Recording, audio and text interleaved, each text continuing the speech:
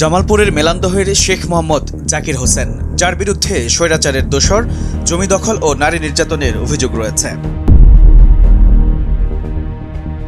দীর্ঘদিন ধরে জমি সংক্রান্ত বিরোধের জেরে জাকির হোসেনের লোকজন দেশীয় অস্ত্র নিয়ে কৃষক আব্দুর রশিদ ও অটোরিকশা চালক রসুল মিয়ার বাড়িঘরে হামলা ভাঙচুর করে ও আসবাবপত্র পুকুরে ফেলে দেওয়ার অভিযোগ উঠেছে। এরপর থেকেই ঘর ছাড়া ভুক্তভোগী পরিবারটি ঠাঁই হয়েছে খোলা আকাশের নিচে। আমার বাড়িতে জাকির হোসেন এবং তার সন্ত্রাসী বাহিনী নিয়ে হামলা দেয়। এই জাকির হোসেনেই আমাকে ঢাকার মারে, ছুরি মারের পরে আমি হাসপাতালে চলে যাই। আমার ফ্যামিলি রেখে বাড়ি রেখে আমি আমার ফ্যামিলি নিয়ে হাসপাতালে চলে যাই। আর সন্ত্রাসী দিয়ে ঘর বাড়ি লুটপাট করে সব নিয়ে গেছে, তার আমি বিচার চাই। জাকির হোসেন আমার স্বামীকে কুপাইয়ে নিজের হাতে কুপাইয়ে মনে করেন আহত করছে। আমি সে নিয়ে হাসপাতালে চলে গেছি। এই সুযোগে মনে করেন সে সন্ত্রাসী নিয়ে আমার বাড়ি ঘর মনে করেন কুপাইয়ে লুটপাট করে একটা জিনিসপত্র রাখে নাই, সব জিনিসপত্র নিয়ে সন্ত্রাসী নিয়ে চলে গেছে। আর মনে করেন এখন আমাদের থাকানোর মতো কোনো জায়গা নাই। আমরা মনে করেন এখন অস্থায়ী এই পোলাপান সেন পোলাপান নিয়ে আমরা জায়গায় জায়গায় মনে করেন থাকতেছি। আমার কোনো বাড়ি ঘর নাই।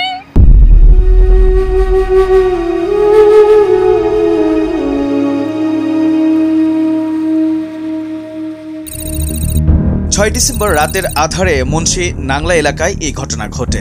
হামলায় একজন আহত হয়ে জামালপুর সদর হাসপাতালে ভর্তি আছেন। বাইরে নিয়ে আমি হাসপাতালে পৌঁছেছি। আসার পরে যাই দেখি আমার ঘর বাড়ি ভাঙা, 2টা ঘর ভাঙে একবার আমার জিনিসপত্র নিয়ে গেছে। আবার অটো গাড়িটার পুরো দিয়ে দিছে।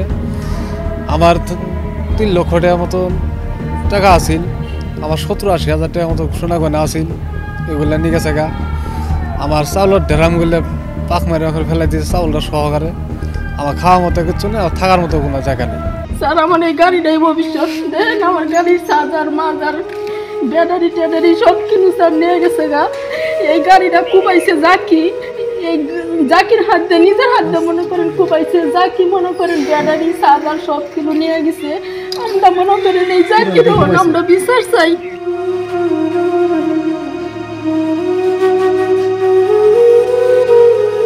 এ বিষয়ে 10 জনের নাম উল্লেখ ও 15 জনকে অজ্ঞাতনামা আসামি করে থানায় অভিযোগ করেন ভুক্তভোগী। অভিযোগে উল্লেখ করা হয়েছে, ঘটনার দিন রাত 12টায় দেশীয় অস্ত্র নিয়ে আব্দুর রশিদ ও রসুল মিয়ার বাড়িতে হামলা করেন জাকির হোসেনের লোকজন।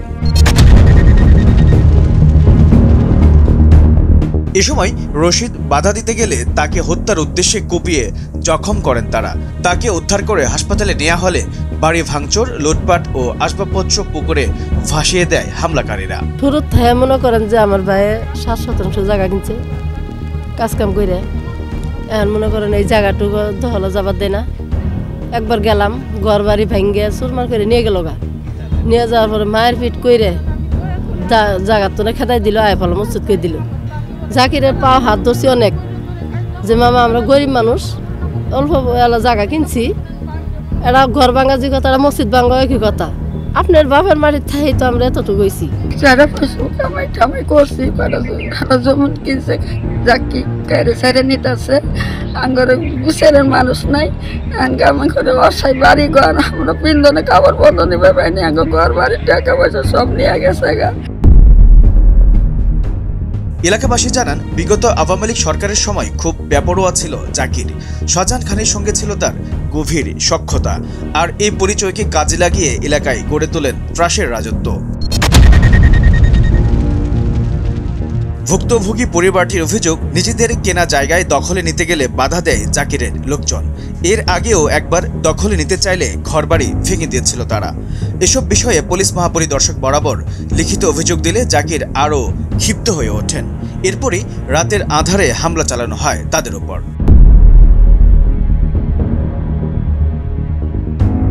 ঘটনার সত্যতা জানতে একাধিকবার ফোন করা হলে জাকির ফোন রিসিভ করেননি। মিলান্দহ থানার উপপরিদর্শক তারিকুল হাসান হিমন বলেন, সংবাদ পেয়ে ঘটনাস্থলে গিয়ে পরিস্থিতি নিয়ন্ত্রণে আনা হয়। প্রাথমিকভাবে ঘটনার সত্যতা পাওয়া গেছে বলেও জানান তিনি। জাকির হোসেনের বিচার চাই, আমরা সবার কাছে আমরা বিচার চাই। এইচ এম নাহিয়ান, ভোরের কাগজ।